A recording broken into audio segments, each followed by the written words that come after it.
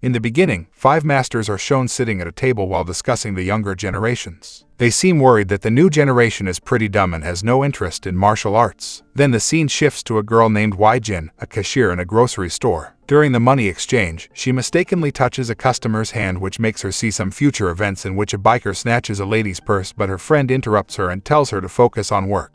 After that, she goes to the top of the building and finds the biker down the road, and finally she sees him. Then the scene shifts to a naive yet honest rookie police officer named Sang Hwen, who stops a car and asks the driver for the license.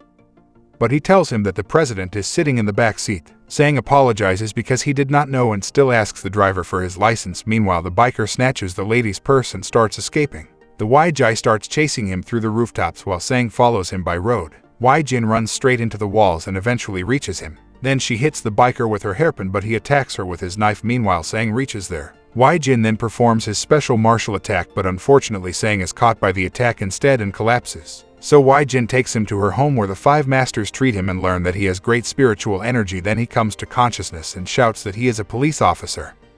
And let me go. Grandmaster makes him still by pressing one of his neck muscles. After a while, when he gets well, they tell him that they work to enhance the spiritual energy in humans. So Sang comes to know that they are the renowned masters, but he asks them if they used to be 7 masters. The master named Mu Woon tells him about the 7th master, but Sang doesn't believe them. Therefore, the masters show him their special moves while Sang sees Wai-jin, who just comes out after taking a shower, and falls for her beauty. After that, the masters tell him that you have a strong spiritual energy, which is why he survived Wai-jin's powerful blow. He replies that if it's true, he must be able to perform all the special moves, and we see that he performs all the moves well. After that, he leaves them and reaches his boss, who scolds him for being much too late, but one of his seniors comes and takes him along with him. On the way, they are informed about a fighting case, so they reach the place where Sang, while climbing down the stairs, falls in front of the gangster named Deng. And it is shown that he has enslaved many men and he is torturing them. Sang Sr., after having a conversation with him, wants to leave, but Sang opposes him and abuses Deng. As a result, he is beaten up badly. After that, his senior attempts to calm him and make him drink. Sang, being drunk in a washroom, gets angry at him the moment his boss arrives there and politely makes him realize that he should become strong to fight those bastards. Next, Sang goes to the Grand Master's house and drinks some milk there, but Wai-jin sees him and takes him inside the house, where he is amazed to see a painting.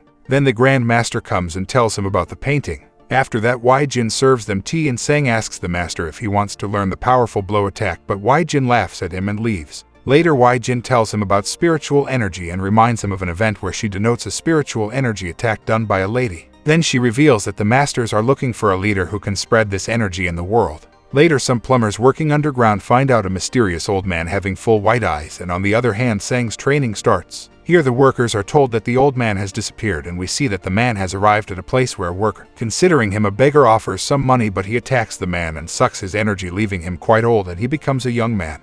Then the scene shifts and we see that Wai-jin has taken Sang on a public show in which their masters perform. She tells that they have to do this for money. Then the show starts and one of the masters tries to break a huge piece of the tree but fails. All the audience laughs at them, but the master continues to hit that tree. Then the host comes and stops the master, but when he lands a hit, the tree breaks into 2 pieces, leaving the audience amazed. Next, we see the old man who has become younger, and he finds out the address of the master with his telepathy magic. Then the scene shifts to Sang, who is being taught by all the masters. The training seems pretty difficult for him, but he is steadfast, and Wai-jin starts liking Sang. After that, Grandmaster tells him about the rules of spiritual energy. Then we see the mysterious man and learn his name is Beek Pong. He crosses the road carelessly and is noticed by Sang, who comes forward to assist him. Then he criticizes him and asks for his ID card. Beek gets angry and lifts his hand to punch him, but Sang shakes a hand with him and Beek starts running. Sang chases him and runs into a car, and we see that the car gets dumped with his hand and the driver gets amazed. In this way, he loses sight of Beek. After that, Beek appears in front of 2 masters, who get astonished that how he got free. Then he asks for the key and we see that the car's headlight blasts,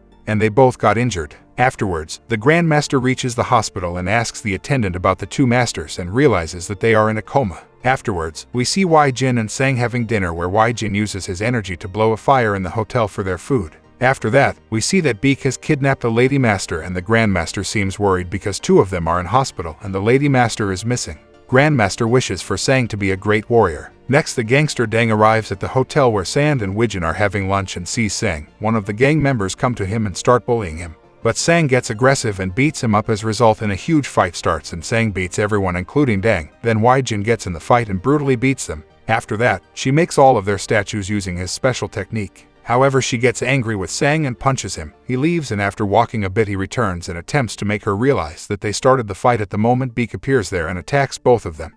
Jin instructs Sang that they can't defeat him, but he attacks him and gets damaged instead. Then Beak badly injured Jin, and as a result, Sang gets so aggressive that his hidden spiritual energy awakens, which makes Jin and Beak shocked. Then he levitates huge stones in the air and throws them towards Beak, and he gets great damage. Then Beak awakes his spiritual energy and rushes towards Sang with his sword to land a final blow, but Jin defends Sang by throwing her sword and saves him from his final attack. Meanwhile, the Grandmaster and Master Woon arrive there and ask what the heck is happening here. Master Woon challenges Beak, but the Grandmaster stops him, saying that he doesn't want to have any kind of loss. Which, Beak replies, if you want to, give me the keys, but Master Woon attacks him, and initially he dominates him. In the fight he doesn't maintain this dominance and gets injured by Beak. But before Beak could end him, Grandmaster attacks Bark and brutally crush him so that he runs away being afraid. Then Master Woon tells the Grandmaster that Beak has become weak at the time, so it will be easy to defeat him now, but the Grandmaster opposes him and says that they haven't prepared for that. But Master Woon does not obey him and runs after Beak. Seeing this, Sang also runs to follow Master Woon. Finally, Master Woon reaches Beak and tells him that he will never be an RN in this world. He replies that he has learned that the one who has power can become an RN.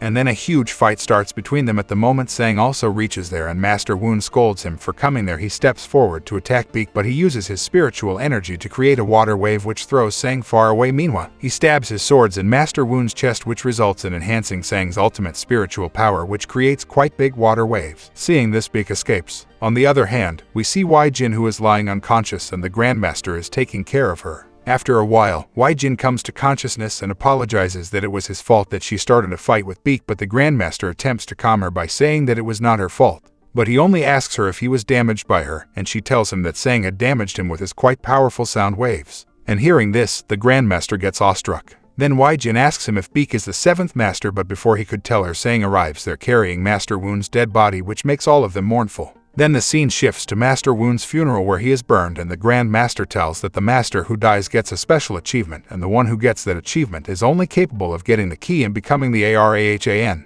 Moreover, he reveals that the Arahan has the power to lead the world, but the masters had kept it a secret so that no one can use this power in a wrong way. Then he tells that Beak is one of the masters, and very long ago someone tried to steal the keys in another world, and then Beak landed on Earth to get the key and to alleviate the bloodshed from the world. But the master realized that he would only disturb the world, and they arrived on Earth, and they had hidden the keys in their bodies. Also, they had looked at Beak underground. But Beak used his evil powers to survive, and now he is among us. Now the Grand Master wants to get rid of the weight of the key. Then the scene shifts and we see Jin and Sang traveling in a car. After covering some distance, Jin orders Sang to stop the car. When he stops the car, she gets out and wants to go behind Master Woon. Sang tries to console her that it's dangerous, but she insists and he lets her go. Afterwards, Beak meets the Grandmaster and taunts him that he kept the key inside for years, but the Grandmaster tells him that he does not have the key. This makes Beak angry and he attacks him, but Grandmaster tricks him and remains safe. Afterwards, Sang drives pretty fast and returns to Jin, and then they both visit their home and find it destroyed, and they don't see the Grandmaster there. And it is revealed that Beak has taken him.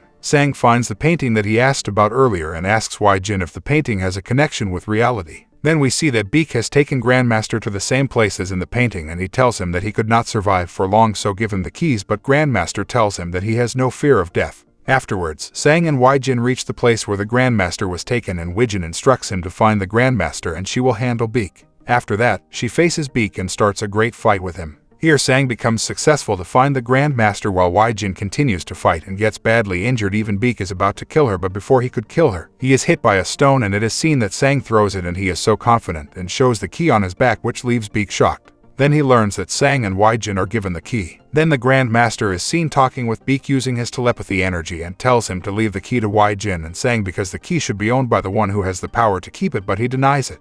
Therefore, a final fight between Sang and Beak starts, and the Grandmaster also assists him. Even then they are not able to defeat Beak, and he brutally punches Sang. Jin also attempts to save Sang, but he snatches the key and continues to beat him. Sang gets in a very critical condition, but there happens a great miracle that Sang's ultimate spiritual energy gets awake, and he starts beating Beak, and he brutally beats him and leaves him quite weak that he is not able to stand, and finally accepts his loss. And then Sang rushes to look after Jin. Next, Jin is seen on her duty, and during that he again sees the bike robber and tells her boss that he has to go to the bank.